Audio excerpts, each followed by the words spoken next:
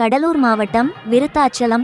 விருத்தாச்சலத்தில் அமைந்துள்ள புகழ்பெற்ற விருத்தகிரீஸ்வரர் ஆலயத்தில் பிரதோஷ தினத்தை முன்னிட்டு நேற்று வெள்ளிக்கிழமை மாலை சிறப்பான பூஜை மற்றும் அபிஷேக ஆராதனை நடைபெற்றது. பிரதோஷ நாளில் சிவபெருமானுக்கு அருள் புரியும் நந்தி பகவானுக்கு பால், தயிர், தேன், சந்தனம், இளநீர் மற்றும் பல்வேறு புனித திரவங்களால் அபிஷேகம் செய்யப்பட்டு தீபம் ஏற்றி சிறப்பு ஆராதனை செய்யப்பட்டது. கடலூர் மாவட்ட செய்தியாளர் எழில்குமார்.